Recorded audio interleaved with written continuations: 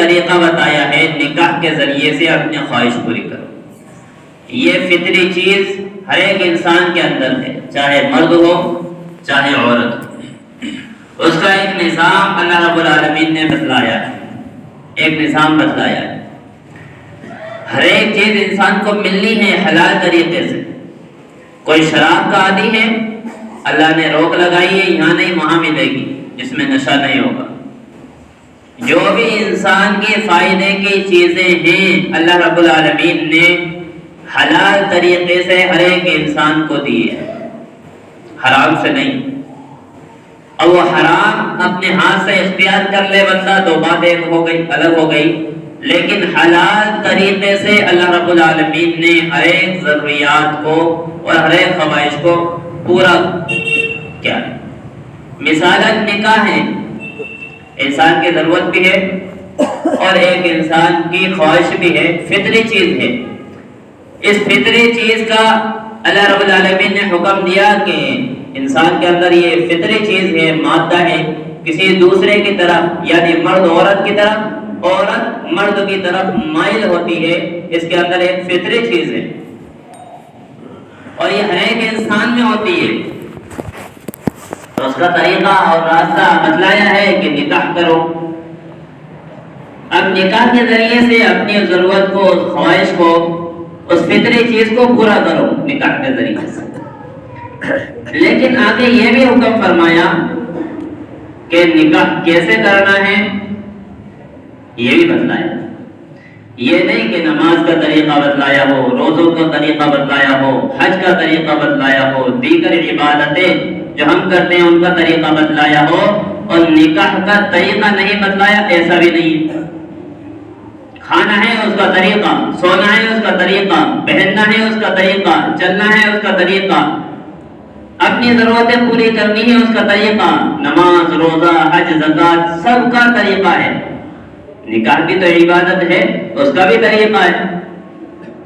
لیکن ہوتا یہ ہے ہمارے معاشرے میں، ہماری سوسائٹی میں، ہمارے خاندان میں، ہمارے شہر اور گاؤں میں یہ ہو رہا ہے کہ نکاح کو اپنی مرضی کے مطابق کر لیا ہے.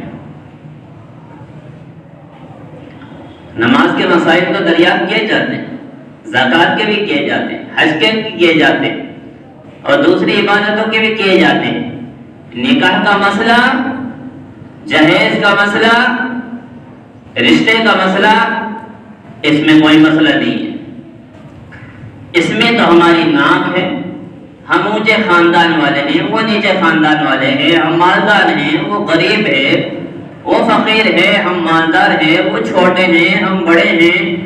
اس میں مرضی نہیں چلے گی، اس میں مسئلہ نہیں چلے گا. مرضی اپنی چلے گی نکاح. یہ ہمارے معاشرے میں اور سوسائٹی میں ہو رہا ہے. دوسری عبادتوں میں اللہ کا حکم، نبی کا طریقہ اور اس کے لیے تھوڑی بہت ماشاءاللہ جدوجہد بھی ہے، کوشش بھی ہے، پوچھنا بھی ہے، مسائل دریافت کرنا ہے. اور نکاح کے مسئلے میں 90%، 95% لوگ مسائل دریافت نہیں کرتے. اس لیے انہیں معلوم ہے اگر مسئلہ دریافت کیا تو یہ تو شریعت میں کچھ بھی نہیں ہے، کرنا اپنی مرضی کے مطابق ہے، شریعت میں یہ چیز ہے ہی نہیں. تو فطری چیز کو پورا کرنے کا حلال طریقہ اللہ نے بتایا وہ نکاح. نکاح کرنا کیسا ہے؟ جو شریعت بتا رہی ویسے نکاح کرنا. آج شریعت کے خلاف ہزاروں رسمیں نکاح میں ایسی ہے جن کا تعلق شریعت سے نہیں ہے، جن کا تعلق شریعت سے نہیں ہے، اپنی مرضی سے ہے. حضرت حکیم الامت نے تو 100 رسمیں لکھی ہیں، لیکن اس سے زیادہ بھی ہو رہی ہیں. کچھ خاندان ایسے ہیں کہ بے انتہا رسمیں، منگنی سے لے کر شادی کے بعد تک کی رسمیں بے حد ہیں. منگنی کی کوئی رسمیں نہیں شریعت میں. منگنی کی رسمیں صرف بات طے کرنا ہوتا ہے، رشتہ طے کرنا ہوتا ہے کہ لڑکا ہے یہ لڑکی ہے، دونوں کو دکھا دیا جائے. لڑکا لڑکی کو پسند کر لے اور لڑکی لڑکے کو پسند کر لے. اتنی بات منگنی میں ہوتی ہے. آگے نکاح ہونے والا، بس اس کے آگے پیچھے دائیں بائیں اوپر نیچے کچھ نہیں. ہم نے دائیں بائیں آگے پیچھے اوپر نیچے سب بنا لیا. ادھر میرا سیدھا ہاتھ ہے، ادھر میرا بایاں ہاتھ ہے. سمجھ گیا؟ سیدھا ہاتھ میرا یہ ہے، الٹا ہاتھ یہ ہے. ایک طرف تو خاندان کا مسئلہ ہے، ایک طرف رشتہ دار کا. یہ سیدھا ہاتھ کا مطلب یہ ہے کہ یہ قریبی ہیں اور یہ دور کے ہیں، یہ چہیتے ہیں، یہ دور کے. آگے بھی دیکھنا پڑتا ہے، پیچھے بھی دیکھنا پڑتا ہے. لڑکے کے بھی سننا پڑتا ہے، سمجھ گئے؟ لڑکے کے بھی سننا پڑتا ہے. اوپر سر کا بھی معاملہ ہے، سر پر تاج رکھا جاتا ہے، سر کا بھی مسئلہ ہے. پیر کے جوتیوں تک کا مسئلہ ہے. جوتی بھی اچھی ہوتی کہ نہیں؟ تو نکاح میں آج کل کیا ہو رہا ہے؟ منگنی سے لے کر تو کہاں تک؟ نکاح کے بعد تک بے انتہا رسمیں ہمارے معاشرے میں، سوسائٹی میں اور ہمارے خاندان علاقوں میں، گاؤں اور شہر میں ہر جگہ ہے. سب سے پہلے تو رشتے کا مسئلہ. رشتہ کیسا ڈھونڈا جائے؟ بھائی رشتہ ایسا ہونا چاہیے، 3 منزل مکان ہونا چاہیے، VIP کار ہونا چاہیے، اور گھر میں ایک ذرے کے برابر نشان بھی نہیں ہونا چاہیے.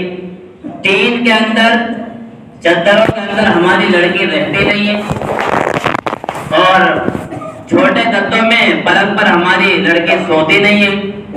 مسیریا ہونا چاہیے، وہ کیا کہتے ہیں، بیڈ ہونا چاہیے. کتنی امنگیں اس کے اندر موجود ہیں. اور ادھر سے مانگنے والا بھی جہیز کے نام پر سب کچھ مانگ لیتا ہے.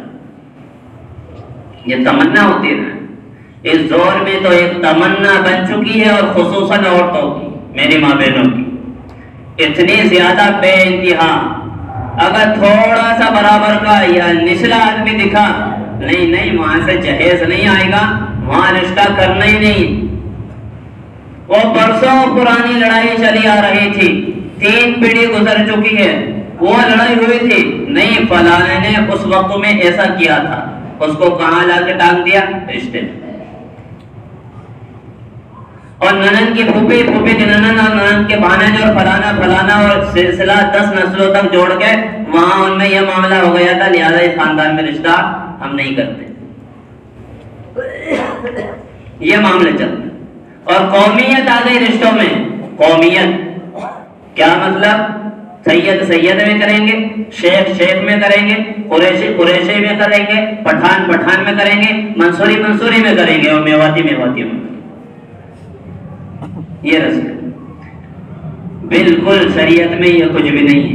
قومیت شریعت میں نہیں ہے.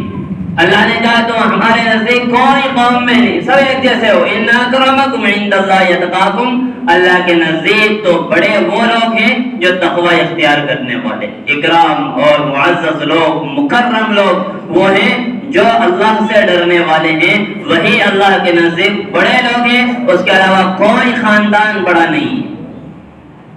صاحب ناک کا مسئلہ ہے. کس کا مسئلہ؟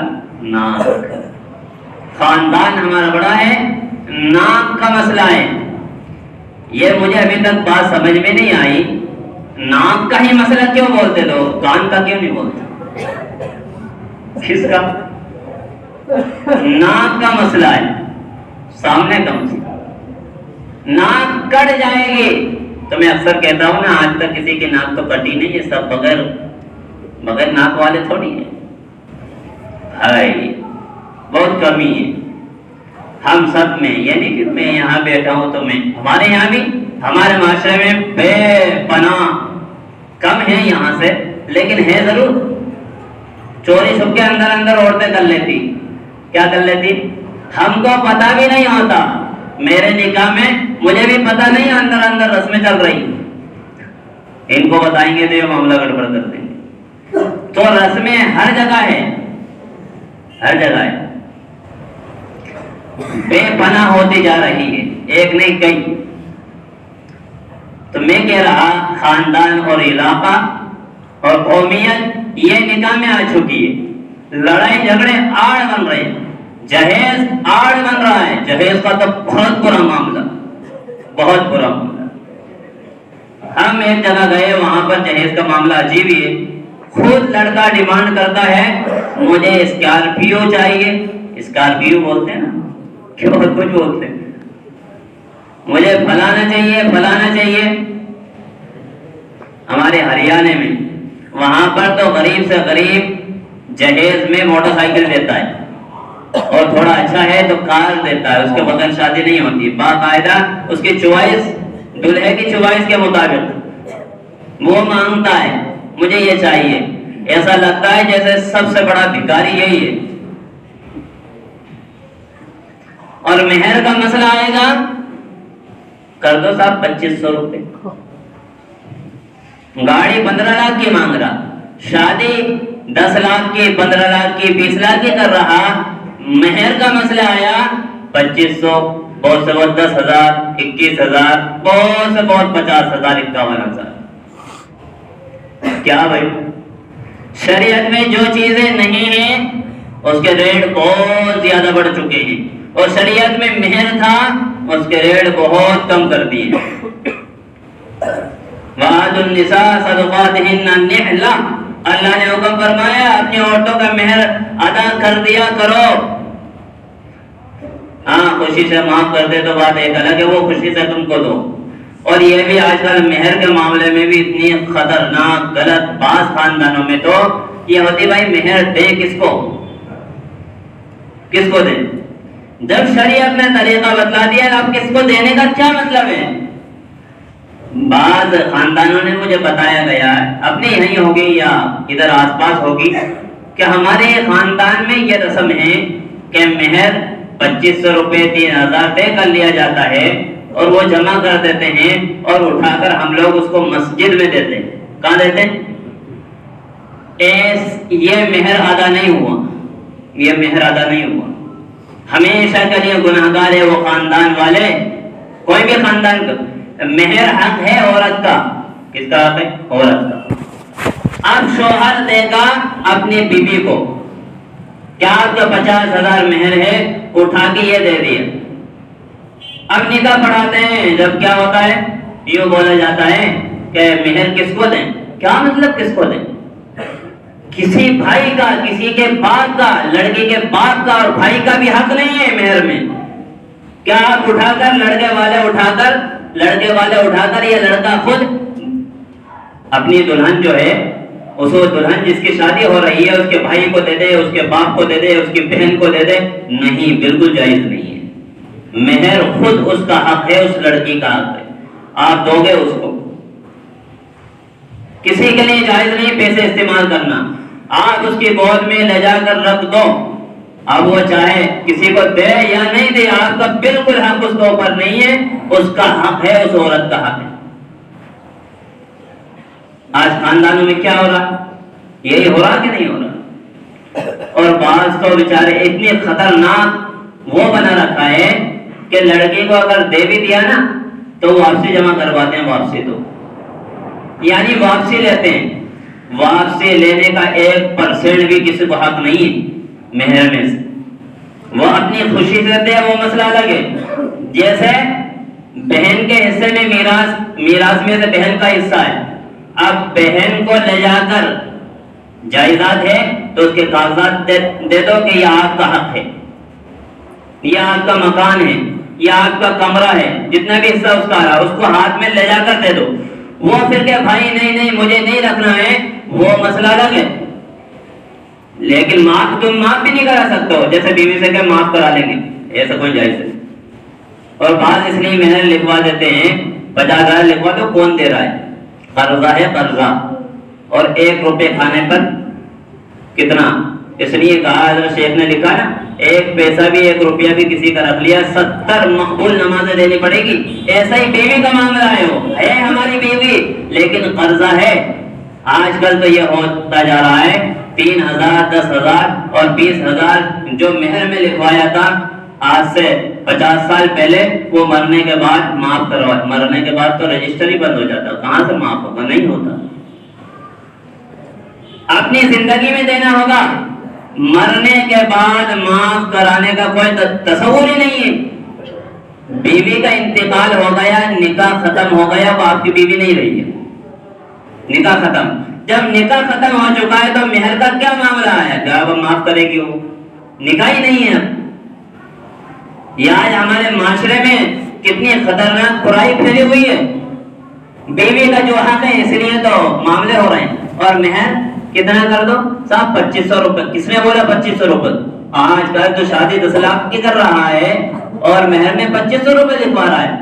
حالانکہ جو مہر فاطمی جو ہم کہتے ہیں، اگر اس کو جوڑا جائے نا تو اس وقت میں 1.5 کلو چاندی سے اوپر بن رہی ہے۔ اور چاندی کیا بھاؤ چل رہی ہے؟ 60-70، 1.5 کلو، 1 لاکھ روپے مہر بنے گا تقریباً آج کے دور میں، مہر فاطمی سے جوڑا جائے تو۔ نقد دینے کا معجل کر دو، رفتہ رفتہ کر دو، اور کچھ تو دے۔ رفتہ اور معجل کا مطلب یہ ہے دینا ہی نہیں ہے، مرنے کے بعد معاف کرا دینا۔ یہ حقیقت بتا رہا ہوں، 90% یہ نیت کے ساتھ اگر کوئی کسی سے بھی پیسہ لے رہا ہے، کیونکہ اس کا قرضہ ہوگا یا اس کے اوپر، اب یہ 50,000 روپے کا قرضہ دینا تو ہی نہیں، لکھوا دو 50,000 مہر میں۔ اب قرضہ ہے جیسے کسی سے 50,000 ادھار لیے ہوں، بینک سے 1 لاکھ روپے ادھار لیے ہوں، کہ اس کی نیت یہ ہے بینک کو دینا ہی نہیں، یہ گناہگار مجرم قیامت کے دن اٹھے گا۔ کس کے دینے کی نیت نہیں تھی، یہ مجرم بن کر اٹھے گا، اور مجرم بھی اپنی بیوی کا ہوگا، دوسرے کا نہیں ہوگا۔ اس لیے کہ اپنے بیوی کا حق اس نے دبایا ہے، جب اپنی بیوی کا حق دبایا ہے تو آگے تو خاندان اور نسلیں چلتی ہیں اس سے۔ تو مہر کے معاملے میں جو اللہ نے اوپر فرمایا وَآتُوا النِّسَاءَ صَدُقَاتُهُنَّ، خوش دلی سے بالکل مہر پورا کا پورا ادا کر دو۔ اگر آپ نے رفتہ رفتہ کیا تو ان کو دو اور بتاؤ کہ 2,000 روپے یا آپ کے مہر 51,000 تھے، اس میں 2,000 یہ آپ کو دے رہا ہوں، 49,000 بچے۔ لکھا پڑھی کرو اس کی، پورے 51,000 روپے اس کے بعد پہنچنا چاہیے۔ یہ بھی آپ نئی زبان سے بول سکتے ہو کہ معاف کر دے، نہیں بول سکتے، یہ بھی حق آپ کو نہیں۔ آپ نے کسی کو پراپرٹی پلاٹ کچھ جائیداد بھیج دی، اس کا ہو گیا، مہر کا بھی ایسا ہی معاملہ ہے، آپ کا حق نہیں کہ آپ معاف کر دو مجھے، کوئی ہے اس کے تو معاف کر دو، میں نے پلاٹ کے پیسے میں آپ کو دے نہیں پاؤں گا، آپ معاف کر دو۔ شریعت یہ تو نکاح میں جو کرنے کی چیز ہے شریعت میں وہ تو نہیں ہو رہی، جو نہیں کرنے کی وہ ہو رہی۔ تو نکاح میں ایک آڑ مال بھی بن رہا ہے، جہیز بھی بن رہا ہے، یہ پھر اس کے بعد یہ کم مہر والے کا مسئلہ یہ ہوتا ہے کہ طلاق جلدی ہوتی ہے۔ شوہر نے سنا 10,000 تو مہر ہے، طلاق دینا آسان ہے، کسی نے طلاق بھی دے دیا، 2 لاکھ 3 لاکھ 4 لاکھ تک مہر ہوگا، اس کا باپ بھی طلاق نہیں دے گا۔ کہاں سے لاؤں گا اتنا؟ کہاں سے طلاق پہلے غیر مسلموں میں بہت زیادہ رش ہوتا، لیکن اب مسلمانوں میں بھی بہت زیادہ ہونے لگی، حالانکہ اب بھی غیر مسلموں میں زیادہ ہے، مسلمانوں میں اب بھی کم ہے۔ پہلی بات تو طلاق کے بھی مسئلے نہیں سیکھے، پھٹافٹ بول دیتے ہیں، بہانے ہیلے سے بول دیتے ہیں، اور باقاعدہ ساتھ میں بھی رکھتے ہیں۔ وہ اللہ کے نبی صلی اللہ علیہ وسلم نے فرمایا تھا قیامت کے قریب مرد عورت دونوں زنا کریں گے، وہ ایسے ہی یہی زنا ہو رہا، طلاق کے باوجود بھی وہ آپ سے بھی نہیں، میں نے تو ایسا نہیں بولا تھا، ایسا نہیں کیا تھا، میری مرضی بولنی تھی، غصے نشے کیسے بھی، شراب کے نشے میں بھی کسی نے بول دیا وہ بھی طلاق ہو جاتی۔ شریعت میں طلاق کا مسئلہ سب سے خطرناک اور باریکی۔ جب نکاح ہو رہا تھا تو پکا عہد یہ لیا تھا کہ ہمیشہ ساتھ رہیں گے۔ شریعت نے جو طلاق کی اجازت دی ہے وہ تو بہت مجبوری کے درجے میں، الرجال قوامون علی النساء بما فضل اللہ بعضهم علی بعض وبما انفقوا من اموالهم فالصالحات، یہ اصول بتلائے ہیں کہ کوئی لڑائی تمہارے درمیان کوئی بن نہیں رہی بات تو کیا کریں کہ اس سے بات چیت بند کریں، نئے معاملہ ہے تو کیا کریں کہ اس سے بستر الگ کر لیں، نہیں آئے تو تھوڑے دن چھوڑ کے رکھیں، اس کے بعد بھی نہیں مانے تو 1 طلاق دیں۔ ڈائریکٹ 3 طلاق تو گناہ ہے، ناجائز ہے دینا، ہے ہی نہیں شریعت میں ڈائریکٹ 3 طلاق. جو غیر مسلموں میں تصور ہے نا طلاق طلاق طلاق، غیر مسلموں میں ان کے پاس پورا اسلام نہیں پہنچا. اسلام کا طریقہ یہ ہے، پوری دنیا کے غیر مسلموں، اسلام کا طریقہ یہ ہے کہ اسلام نے ڈائریکٹ 3 طلاق دینے کا حکم ہی نہیں کیا ہے. وہ تو یہ کہ مثال کے طور پر کسی کی بیوی زانی ہے، وہ مان ہی نہیں رہی، ہر طریقے سے اس کو سمجھا لیا، بات چیت چھوڑ دی، بستر الگ کر دیا، مائکے پہنچا کر دیکھ لیا، بات نہیں بن رہی، تو اب کیا وہ رکھے گا زانی عورت کو؟ پھر شریعت کہتی ہے تمہارا نباہ ہی نہیں ہو رہا ہے، الگ ہو جاؤ، تم دوسرا نکاح کر لو، عورت دوسرا نکاح کر لے، زندگی گزار. یہ ہے اسلام، یہ ہے طریقہ. ادھورا دین ان کے پاس پہنچ رہا اور ہم ان کے پاس پہنچا رہے ہیں، آدھا اسلام ان کے پاس پہنچا ہے اور ہم پہنچا رہے ہیں آدھا اسلام. یہ ہے اصل. قرآن پر نظر کرو، قرآن بتلائے گا کیا طریقہ ہے طلاق دینے کا. بھی طلاق دینا جائز نہیں ہے، حرام ہے بے قصور.